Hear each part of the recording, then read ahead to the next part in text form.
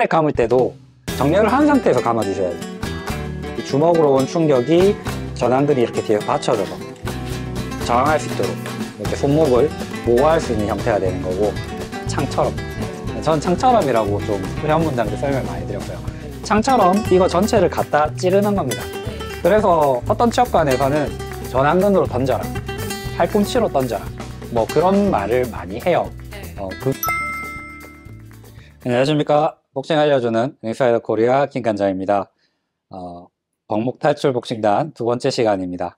자, 첫 번째 시간에는 좀 스탠스에 대한 이야기, 펀치낸 이야기를 하면서 좀 큰 핵심은 중심이었습니다. 인체 중심을 이렇게 잡고 이렇게 잘 일어서야 된다. 그 얘기를 했는데, 오늘 두 번째 시간에는 좀 정렬에 대한 이야기를 할 겁니다.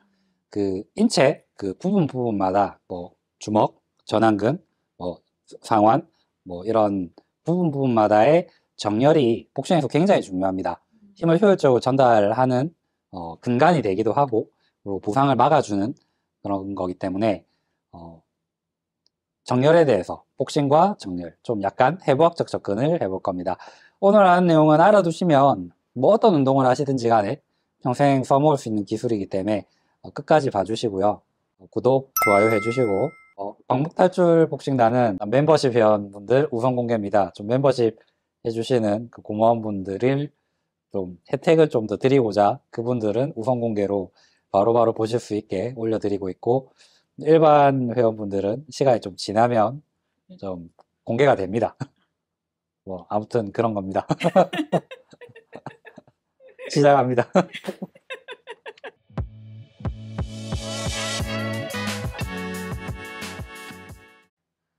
사실 이 정렬에 대한 이야기는 이미 일부에서도 아주 잠깐 했었습니다. 우리가 복싱을 배울 때 제일 처음 만나는 정렬이 있어요. 뭘까요? 주먹. 그쵸. 주먹에 대한 정렬. 저번 일부 시간에 이렇게 겨드랑이 쪼고 손목을 이렇게 안으로 고양이 발톱 세우듯이 세워줘라 했잖아요. 네. 이거를 다른 말로 표현하면 손목을 이렇게 정렬시켜라는 이야기예요. 이 정렬은 전완근과 그리고 이제 손등, 네. 이 부분이 일자로 되게 정렬해 주는 겁니다. 이 정렬이 이루어지지 않으면 편하게 주먹이 이렇게 되면 이제 타점도 안 나올 뿐더러 이게 충격을 받았을 때 이렇게 돼 있는 상태이기 때문에 외부에서 온 충격을 손목이 그대로 다 받게 됩니다. 그래서 이제 손목 부상을 입게 되고, 그리고 이제 상대한테 데미지도 잘 줄 수 없게 되는 거죠. 그렇기 때문에 손목을 안으로 이렇게 세우면서 너클 포인트, 우리가 타격하는 너클 포인트를 도드라지게 하고, 힘을 받았을 때 이 주먹으로 온 충격이 전완근이 이렇게 뒤에 받쳐줘서 저항할 수 있도록 이렇게 손목을 보호할 수 있는 형태가 되는 거고, 자, 여기서 한 단계 더 생각을 해본다면, 우리 핸들에 감잖아요. 네. 핸들에 감을 때도 정렬을 한 상태에서 감아주셔야 돼요. 이렇게 해가지고 감잖아요. 네. 그리고 때릴 때는 또 이렇게 한다, 이 의미 없어요. 다 이렇게 공간 생기고. 정렬을 딱 한 상태에서 전완근하고 이제 손등 아랫부분까지 이만큼 부분이 하나의 덩어리가 되도록 핸드래핑을 해주셔야 돼요. 실제로 프로 시합에서 선수들 테이핑 할 때도 이 부분 있잖아요. 네. 이렇게 촘촘히 쫙 이렇게 한 덩어리로 엮어 올라가요. 이 각을 잡은 상태에서. 그래서 일단 우리가 제일 처음 만나는 정렬, 이 손목의 정렬, 저번 시간에 살짝 이야기했던 거고, 여기까지 어렵지 않죠? 이해가 되시죠? 자, 정렬을 이해하기 위해서 본격적으로 이렇게 스트레이트를 가지고 한번 이야기를 해볼 겁니다. 결정타 스트레이트를 말하는 거예요. 이거. 그리고 오늘 준비물은 주세요. 너무 격한 거 아니야?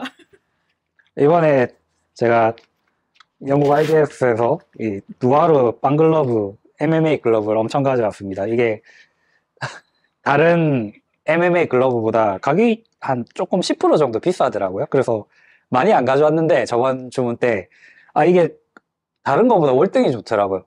그래가지고 이번에 제가 주문을 좀 해왔습니다. 그래서 오늘은 누아르 그 MMA 빵글러브를 활용해서 한번 해볼 겁니다. 자, 본격적으로 한번 알아볼 겁니다. 좀 이제 스트레이트라는 이 부분을 좀 세 파트로 나눠서 한번 해볼 겁니다.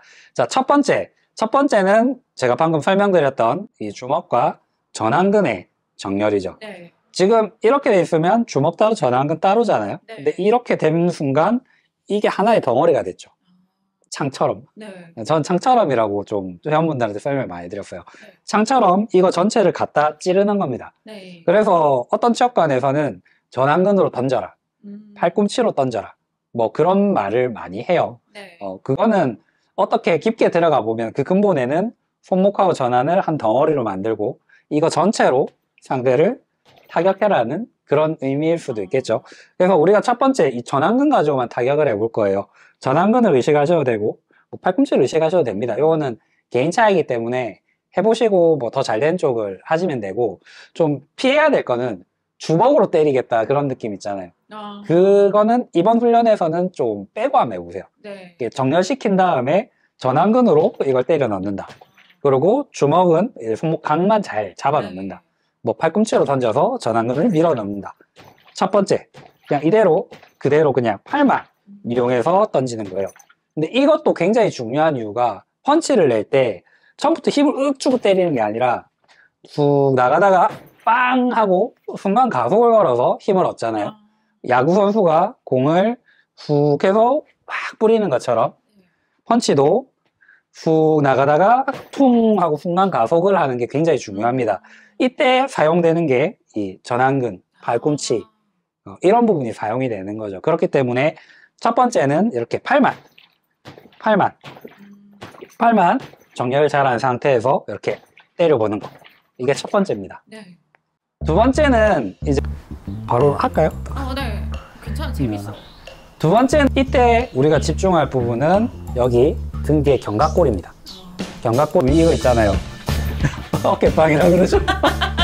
아니 실제로 그 어떤 무술에서는 어깨빵 이 기술이 있어. 어깨로 때리는, 등으로 때리는 고라는 기술도 있고, 실제로 이 그러니까 이걸로 퉁 밀어내고 빵빵 때리고 이런 기술도 많이 써요. 네.